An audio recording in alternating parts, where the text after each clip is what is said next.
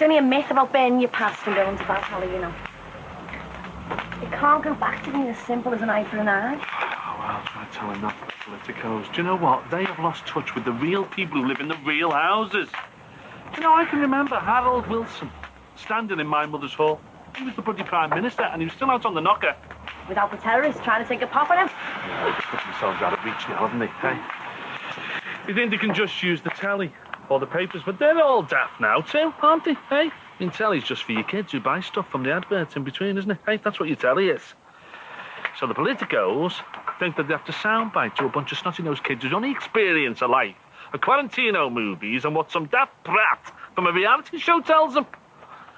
See, I can remember when the telly meant something. You know, you watched the documentary, you watched the drama, and it made you think about life, you know, and not whether you had the right wallpaper to match your kecks. I mean, what's all that about? And newspapers, they were about what was going on in the world, you know, not what was going on in the back of some limo or some trendy bar in London.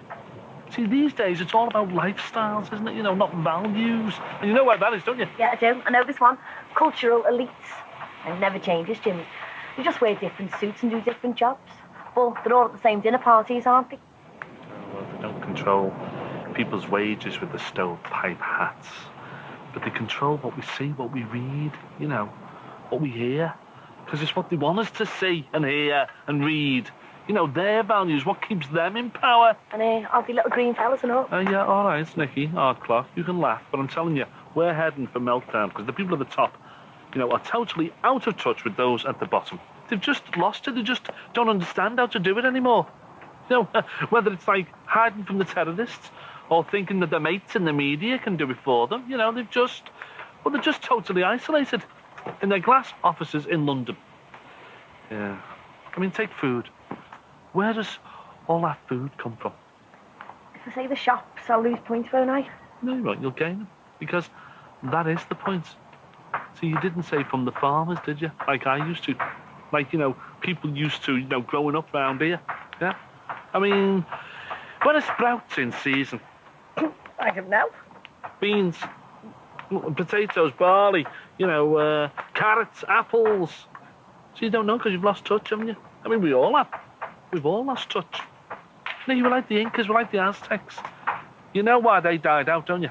Because everybody wanted to enjoy life. They all wanted a better lifestyle, so they all downed tools in the fields, right? Stopped growing stuff, yeah, and moved to the cities. Took a year, yeah? Nobody out there growing food, all starved to death in a year. Whole civilizations. 1 year. It's like the dinosaurs. Not enough grub, you're toast.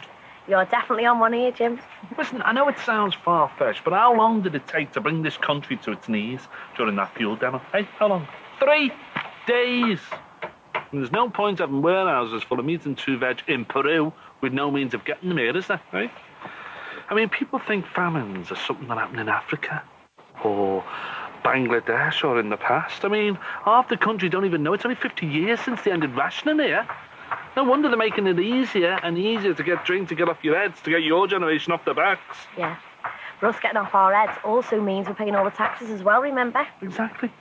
So why don't they just face up to drugs too? You know, and really tackle it. Control it like they do booze, education, quality control, taxation. So that the likes of the fella who lived over there can't wreck everyone's lives. I'm totally with you, Jim. Or, are we really going to change anything? Sat here on 2 wild armchairs burning your furniture. Don't beat yourself up about it. Just try and enjoy the rest of your life before you starve to death. No wonder it's lit for today. No wonder the telly and the press and politics are like they are. You know, no one can see any point anymore, never mind have one. Suppose that's how they con people into religion, isn't it, hey?